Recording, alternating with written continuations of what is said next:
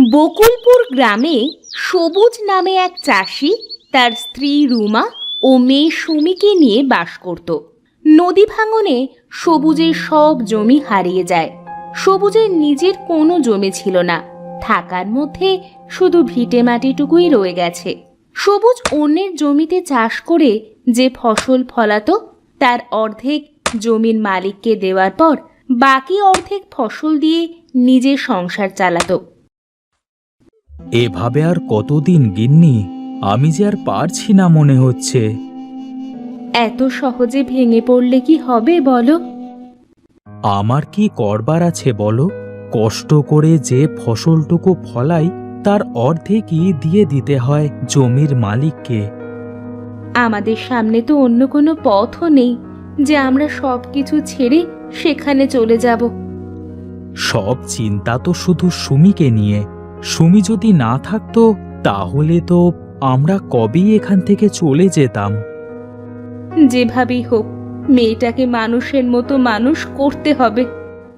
দেখতে থাকি বিধাতা আমার সাথে আর কি কি করতে পারে। আমার বিশ্বাস একদিন সব ঠিক হয়ে যাবে গো। কিভাবে সব ঠিক হবে বলো গিন্নি? তিনি চাইলে সবই হতে পারে। তা ঠিক বলেছ। তা তুমি আজ মাঠে যাবে না?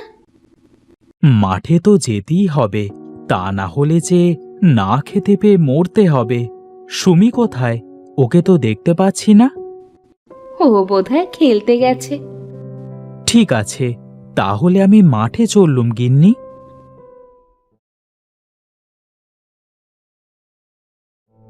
সবুজ মাঠের দিকে চলতে শুরু করে। চলতে চলতে সবুজের অমলের সাথে দেখা হয়। কি রে সবুজ, এই কাঠফাটা রোদে কোথায় চললি?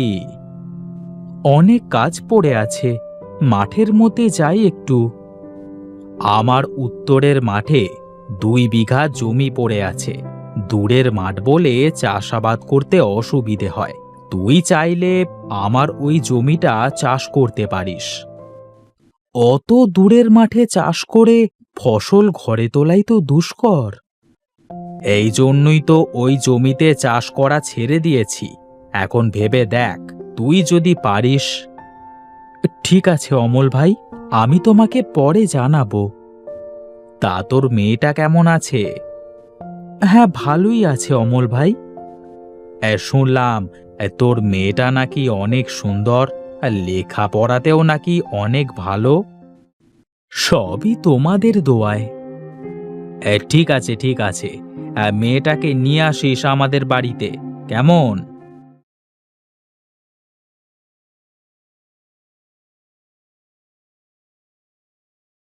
সুমি আর রিমা একই স্কুলে পড়ে।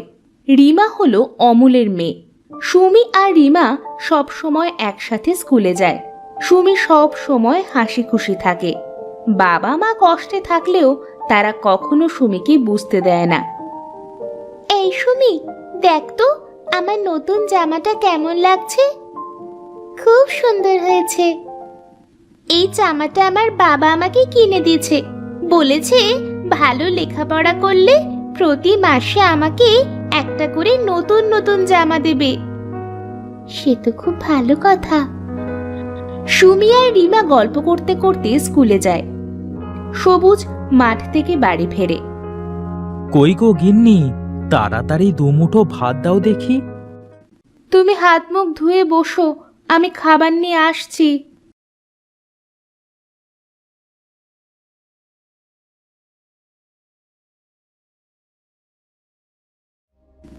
রুমা সবুজের জন্য খাবার নিয়ে আসে। সবুজ খাবার খেতে থাকে। ওগো, বলি মেয়েটার জন্য একটা নতুন জামা লাগবে। নতুন জামা মানে তো বেশ কয়েকটা টাকার হিসাব। ঠিক আছে, দেখি কি করা যায়। একটা মাত্র মেয়ে, পড়ার মাথাও ভালো। যেভাবেই হোক মেয়েটাকে শিক্ষিত করে তুলতেই হবে। সেই আশায় তো দিনরাত মেহনত করে যাচ্ছি। ঘরে বাজার শেষ হতে চলেছে, ওবেলা বাজারে গিয়ে কিছু বাজার করে আনবে। ঠিক আছে। সবুজ বিশ্রাম করার জন্য ঘরে চলে যায়। রুমা উঠান ঝাড় দিতে থাকে। মা, ও মা, স্কুল ছুটি হয়ে গেছে? হ্যাঁ মা, আজ একটু তাড়াতাড়ি স্কুল ছুটি হয়ে গেছে। তুই বস, আমি তোর জন্য খাবার নিয়ে আসছি।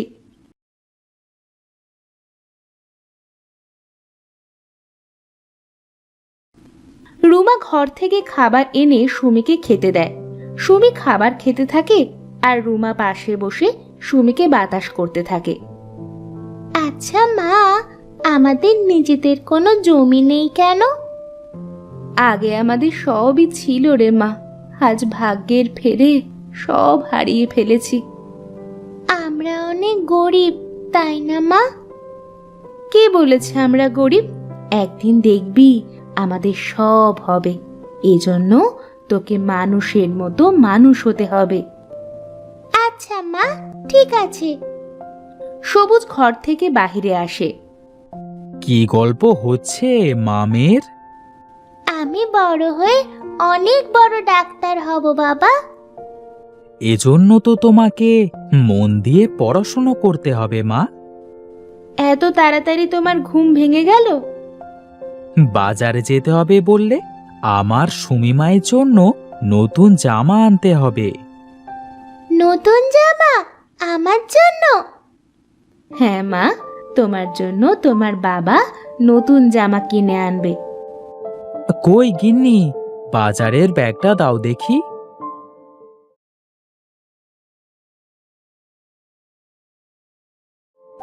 রুমা বাজারের ব্যাগ এনে সবুজের হাতে দেয়। সবুজ বাজারের দিকে চলতে শুরু করে।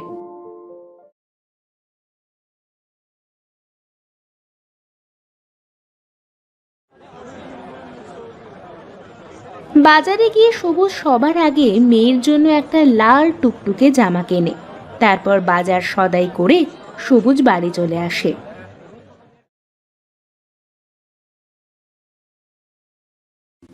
কই গো গিন্নি, কোথায় গেলে তুমি?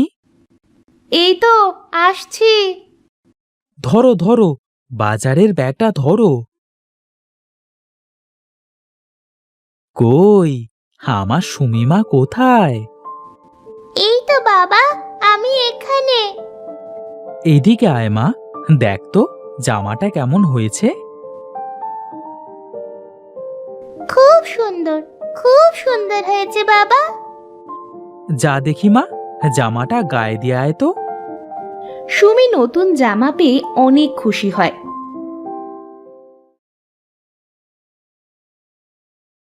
আমাকে কেমন লাগছে মা নতুন জামাতে?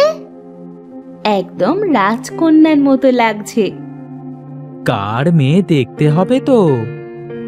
তোমরা ঘরে গিয়ে বসো, আমি রান্নার কাজ শেষ করি। এভাবেই চলতে থাকে সবুজের ছোট্ট সংসার। ছোট সুমি আস্তে আস্তে বড় হতে থাকে। বড় হতে থাকে সবুজ আর রুমার স্বপ্ন। সুমি একদিন বড় ডাক্তার হবে। সবুজ আবার তার হারানো সম্পত্তি ফিরে পাবে। বাবা, কোথায় যাও তুমি? বাজারে যাই মা। কেন, তোমার কি কিছু লাগবে? আমার খুব করে কাঁঠাল খেতে ইচ্ছে করছে। ঠিক আছে মা, আমি বাজার থেকে আসবার সময় বড় দেখে একটা কাঁঠাল নিয়ে আসবো।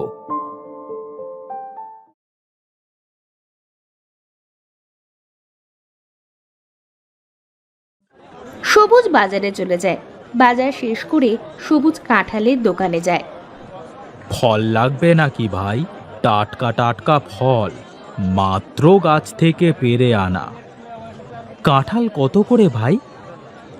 একদম 50 টাকা, এর কম হলে দিতে পারবো না। ঠিক আছে, আমাকে একটা বড় দেখে কাঁঠাল দেন দেখি।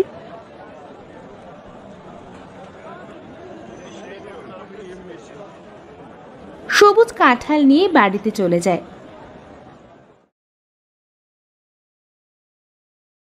রুমা, কোথায় গেলে তুমি? দেখো দেখো, আমার সুমিমায়ের জন্য কত বড় কাঁঠাল নিয়ে এসেছি। উমা, কত বড় কাঁঠাল!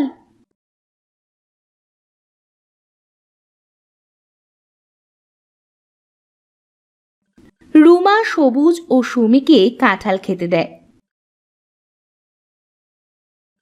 খুব মিষ্টি কাঁঠাল এটা বাবা। হ্যাঁ, মিষ্টি তো হতেই হবে। আমার মা কাঁঠাল খেতে চেয়েছে বলে কথা।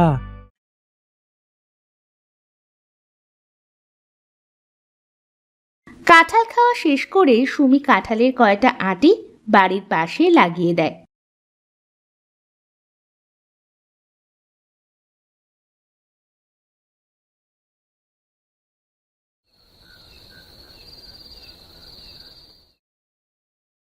কতগুলো আঁটির মধ্য থেকে একটা চারা গাছ গজায়। সুমি নিয়মিত চারা গাছটিতে পানি দিয়ে যত্ন করতে থাকে। দেখতে দেখতে কিছুদিনের মধ্যে কাঁঠাল গাছটি বড় হয়ে যায়।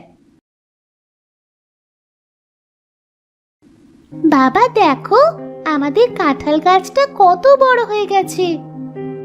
হ্যাঁ মা, অনেক বড় হয়ে গেছে। কিছুদিনের মধ্যে বোধহয় কাঁঠাল ধরতে শুরু করবে। কই গো, শুনছো? বাপ বেটি মিলে কাঁঠাল গাছের কাছে দাঁড়িয়ে কি করো? মা, আমাদের কাঁঠাল গাছে কিছুদিনের মধ্যে কাঁঠাল ধরবে। হ্যাঁ, আগে ধরতে দাও, তারপর দেখা যাবে। কিছুদিন পরে গাছে কাঁঠাল ধরতে শুরু করলো। গাছের ওপর থেকে নিচ পর্যন্ত শুধু কাঁঠাল আর কাঁঠাল। এক একটা কাঁঠালও অনেক বড় বড়। মা দেখো দেখো, আমাদের কাঁঠাল গাছে কত কাঁঠাল ধরেছে। হ্যাঁ, এ তো অনেক কাঁঠাল ধরেছে। আমি আমার জীবনে এত কাঁঠাল কোনো গাছে ধরতে দেখিনি। শুধু কি এত কাঁঠাল? এত বড় বড় কাঁঠাল এর আগে কখনো দেখেছো? সত্যি, কাঁঠালগুলো অনেক বড় বড় হয়েছে। আমাদের গাছে কয়টা কাঁঠাল ধরেছে একবার গুনে ফেলো তো মা।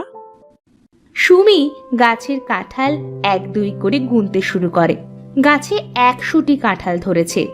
এত বড় বড় কাঁঠাল, তার উপর 100টা, এ যেন কারো বিশ্বাস হওয়ার কথা না।